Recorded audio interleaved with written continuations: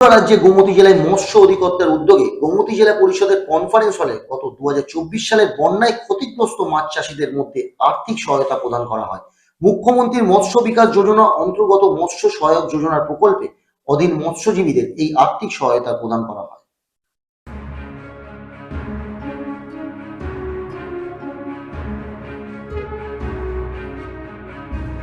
ত্রিপুরা রাজ্যে গোমতী জেলার মৎস্য ও অধিকর্তার উদ্যোগে গোমতী জেলা পরিষদের কনফারেন্স হলে গত 2024 সালে বন্যায় ক্ষতিগ্রস্ত মাছ চাষীদের মধ্যে আর্থিক সহায়তা প্রদান করা হয়। মুখ্যমন্ত্রী মৎস্য বিকাশ যোজনা অন্তর্গত মৎস্য সহায়ক যোজনা প্রকল্পের অধীন মৎস্যজীবীদের মধ্যে 6,000 টাকা করে আর্থিক সহায়তা প্রদান ও জেলা ভিত্তিক মৎস্য সামগ্রী প্রদান অনুষ্ঠান অনুষ্ঠিত হয় গোমতী জেলা পরিষদের 1 নম্বর কনফারেন্স হলঘরে। প্রদীপ প্রজ্বলন করে অনুষ্ঠানের শুভ সূচনা করেন গোমতী জেলা পরিষদের সভাধিপতি দেবল দেবরায়। এছাড়া উপস্থিত ছিলেন পৌর চেয়ারম্যান শীতল চন্দ্র মজুমদার, গোমতী জেলা পরিষদের সচিব অনিরুদ্ধ ভট্টাচার্য, সহকারী সভাধিপতি সুজন সেন ও গোমতী জেলার মৎস্য উপ অধিকর্তা কৃষ্ণ হরি ত্রিপুরা সহ। এদিন অনুষ্ঠানে বক্তব্য রাখতে গিয়ে জেলা সভাধিপতি দেবল দেবরায় বলেন, 2024 সালের আগস্ট মাসে ভয়াবহ বন্যায় ক্ষতিগ্রস্ত মৎস্য চাষীর মধ্যে 1,33,49,000 টাকা সরাসরি ব্যাংক অ্যাকাউন্টে দেওয়া হয়েছে এবং সঙ্গে অন্যান্য সামগ্রীও প্রদান করা হয়েছে। সর্বমোট 6,762 জনের মধ্যে এই অর্থ প্রদান করা হয়েছে। সভাধিপতি আরো বলেন, 2025-26 অর্থবর্ষে 2,90,47,680 টাকা 6,042 জন মৎস্য চাষীকে দেওয়া হয়েছে।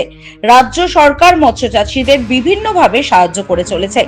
পাশাপাশি মৎস্য চাষীদের জন্য বিনামূল্যে দেওয়া হয়েছে বীমার সুবিধাও।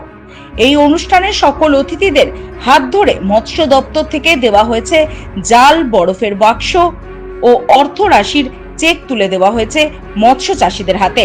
দপ্তরের এই ধরনের কর্মসূচিকে কেন্দ্র করে ব্যাপক সাড়া লক্ষ্য করা যায় গোমতী জেলা পরিষদের কনফারেন্স হলঘরে। এরকম বন্যা অনেক হয়েছে, কিন্তু কোনো বছরই আমরা এই ধরনের মৎস্য চাষীরা যারা মৎস্য চাষ যারা করে মাছ চাষ যারা করে আমরা কিন্তু এই ধরনের কোনো সুযোগ সুবিধা পাইনি।